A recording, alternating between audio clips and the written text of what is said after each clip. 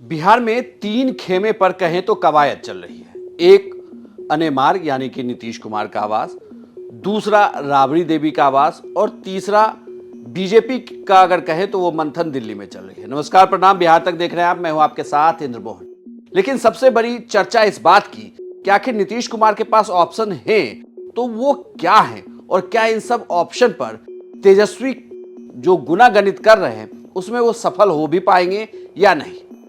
दरअसल बिहार में विधानसभा की 243 सीटें, बहुमत के लिए 122 का आंकड़ा चाहिए।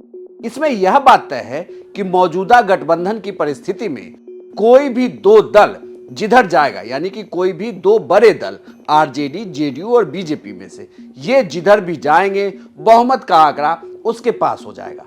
इसी का फायदा बार बार नीतीश कुमार उठा रहे हैं। कभी वो एनडीए के साथ जाते हैं तो कभी आरजेडी के साथ और बहुमत के साथ सरकार बना देते हैं। लेकिन आज चर्चा इस बात की कि आखिर तेजस्वी इसमें सफल हो पाएंगे या नहीं।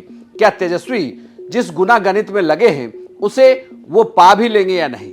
बहुमत के आंकड़े से तेजस्वी यादव 8 विधायक दूर है, यानी कि 114 विधायक अभी भी महागठबंधन के पास है। तेजस्वी यादव के गुट को यह लगता है कि हम के अगर 4 विधायक, एक विधायक एआईएमआईएम के और एक विधायक अगर जो इंडिपेंडेंट है सुमित सिंह वो भी साथ आ जाए, फिर भी 2 विधायक कम पड़ते हैं। ऐसी स्थिति में क्या होगा। कल रात को देर रात ये खबर थी कि विधानसभा के अध्यक्ष अवध बिहारी चौधरी को भी राबड़ी आवास में बुलाया गया, उनसे भी मंत्रणा की गई है, क्योंकि ये कहा जा रहा है कि नीतीश कुमार अगर बीजेपी के साथ गए तो कुछ विधायकों की जेडीयू में टूट हो सकती है।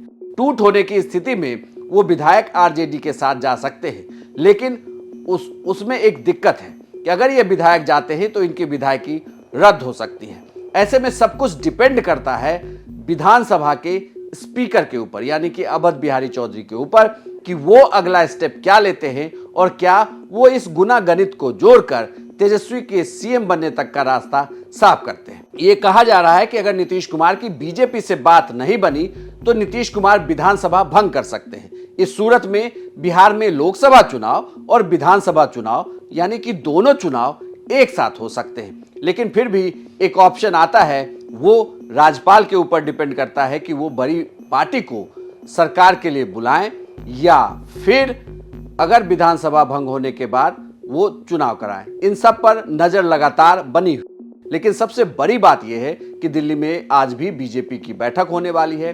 बीजेपी के कई कद्दावर नेताओं को दिल्ली बुलाया गया है। सूत्रों की माने तो आज शाम को 6:30 बजे भी बीजेपी के यानी बिहार बीजेपी के बड़े नेताओं की बैठक होने वाली है। साथ ही अमित शाह ने चिराग पासवान को भी मुलाकात के लिए बुलाया है, क्योंकि एनडीए के जो घटक दल हैं वो अगर नीतीश साथ आते हैं तो उनकी नाराजगी की भी खबर है। तो उनकी नाराजगी को दूर करने के लिए भी एक कवायद शुरू की गई है, यानी कि बिहार में हर फ्रंट पर एक खेल चल रहा है। देखना यह होगा कि इस खेल का विजेता बनकर कौन निकलता है। लेकिन इन परिस्थितियों में तो यही लगता है कि बिहार की राजनीति के अगर मैन ऑफ द मैच कोई है तो वो अभी भी नीतीश कुमार ही हैं। आपको यह जानकारी कैसी लगी हमें कमेंट बॉक्स में लिखकर जरूर बताइएगा और बिहार की तमाम खबरों के लिए आप देखते रहिए सिर्फ बिहार तक।